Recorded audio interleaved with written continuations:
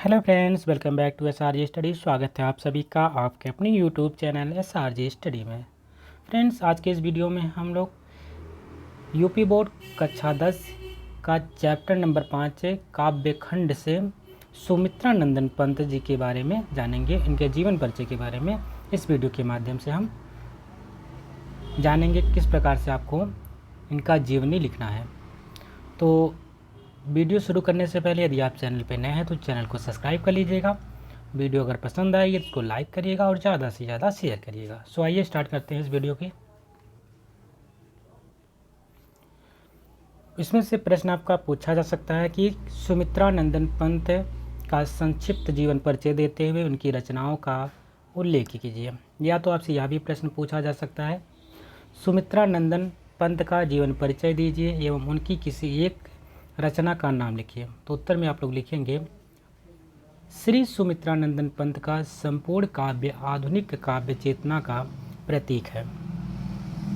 ये ऐसे कवि हैं जो कि हिंदी साहित्य कानन को झरने के समान कलकल निनाद से मुखरित कर नव जीवन प्रदान करते हैं। इन्होंने अपने काव्य की लय ताल में मानव जीवन की लय ताल को निबंध करने का प्रयास किया है।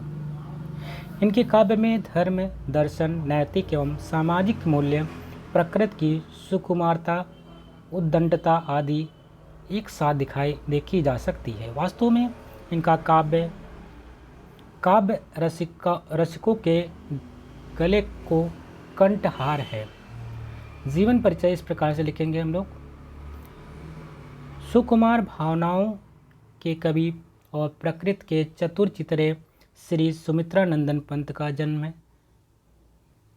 20 मई सन 1900 ईस्वी को प्रकृति की सुरम्य गोद में अल्मोड़ा के निकट कौसानी नामक ग्राम में हुआ था। ध्यान में रखेंगे, जन्म हुआ था 20 मई सन 1900 ईस्वी को, जो कि अल्मोड़ा के निकट कौसानी नामक गांव में हुआ था।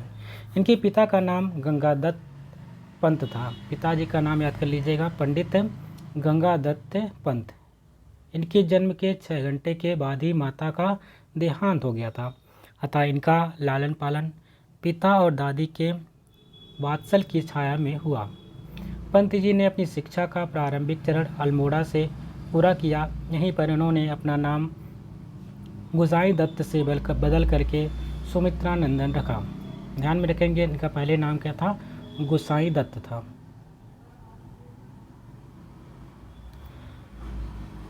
इसके बाद वाराणसी के जयनारायण हाई स्कूल से स्कूल लिविंग की परीक्षा उत्तीर्ण की और जुलाई 1919 ईस्वी में इलाहाबाद आए और म्योर सेंट्रल कॉलेज में प्रवेश लिया। सन 1921 ईस्वी में महात्मा गांधी के आह्वान पर असहयोग आंदोलन से प्रभावित होकर इन्होंने BA की परीक्षा दिए बिना ही कॉलेज त्याग दिया। इन्होंने स्वाध्ययन से संस्कृत, अंग्रेजी, बांग्ला और हिंदी भाषा का अच्छा ज्ञान प्राप्त किया था।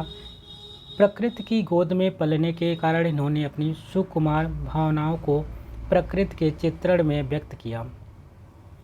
इन्होंने प्रगतिशील शिक्षा को पत्रिका रूपाभा का प्रकाशन सन 1942 ईस्वी में भारत छोड़ो आंदोलन से प्रेरित होकर के लोकायन नामक सांस्कृतिक पीठ की स्थापना की और भारत भ्रमण हेतु निकल पड़े। सन 1950 ईस्वी में ये ऑल इंडिया रेडियो के परामर्शदाता पद पर नियुक्त हुए। सन 1976 ईस्वी में भारत सरकार ने इनकी साहित्य सेवाओं को पद्म भूषण की उपाधि से सम्मानित किया। इनकी कृति चितंबरा पर इनको भारतीय ज्ञानपीठ पुरस्कार मिला। 28 दिसंबर सन 1977 ईस्वी को इस महान साहित्यकार ने इस भौतिक संसार से सदैव के लिए विदा ले ली और चिर निद्रा में लीन हो गए। तो इस प्रकार से इनका जो जीवनी है यहाँ पे कंप्लीट होता है। अब आगे हम लोग देखें इनकी रचनाएं कौन कौन सी, क्योंकि एक रचना के बारे में लिखना था। इसमें से कई रचनाएं हैं जो आपको अच्छी लगी उसको नोट डाउन कर लीजिएगा।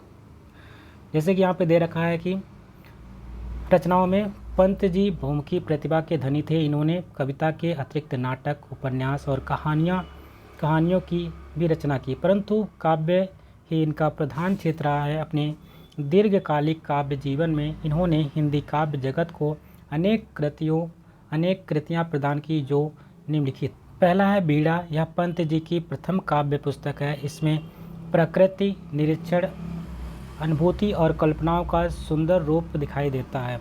सेकंड इनकी रचना है ग्रंथि। यह असफल प्रेम की दुखपूर्ण गाथा का काव्य है। इसमें वियोग श्रृंगार की प्रधानता है। तीसरा है पल्लव, वेरी इंपॉर्टेंट है। यह कल्पना प्रधान काव्य है। इसमें प्रकृति निरीक्षण और ऊंची कल्पनाओं के दर्शन होते हैं। इनमें बसंत, श्री, परिवर्तन, मौन, निमंत्रण, बादल आदि श्रेष्ठ कविताएं संकलित हैं। उसके बाद इन्होंने लिखी थी कविता इनकी रचनाएं थी गुंजन। गुंजन में बात करते हैं तो इनमें कवि का प्रकृति से हट करके आत्मचित्रण की ओर मन जो उनका होता है, प्रकृति से हट करके आत्मचित्रण की ओर लग गया, जिसमें उन्होंने नौका विहार इस संकलन की श्रेष्ठ कविता है।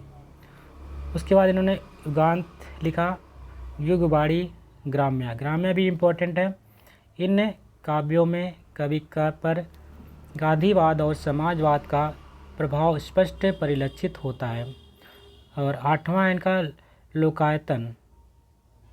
इस महाकाव्य में कवि की सांस्कृतिक और दार्शनिक विचारधारा व्यक्त हुई है। इसमें ग्राम्य जीवन और जन भावना को स्वर प्रदान किया गया है। पंत जी की अन्य रचनाएं पल्लविनी, अतिमा, युगपथ, ऋता, स्वर्णकिरण, चितंबरा, उत्तरा, काला और बूढ़ा चांद, शिल्पी, स्वर्ण धूमिल आदि है। साहित्य में स्थान। सुंदर सुकुमार भाव के चतुर चित्रे पंत ने खड़ी बोली को ब्रजभाषा जैसे माधुर्य एवं सरसता प्रदान करने का महत्वपूर्ण कार्य किया। पंत जी गंभीर विचारक, उत्कृष्ट कवि और मानवता के सहज आस्थावान कुशल शिल्पी हैं, जिन्होंने नवीन सृष्टि के अभ्युदय की कल्पना की है। निष्कर्ष के रूप में कहा जाता है कि पंत जी हिंदी कविता के श्रृंगार हैं, जिन्हें पाकर के माँ भारती कृतार्थ हुई। सो फ्रेंड्स, इसी के साथ है जो पंत जी का जीवन परिचय था यहीं पे कंप्लीट होता है।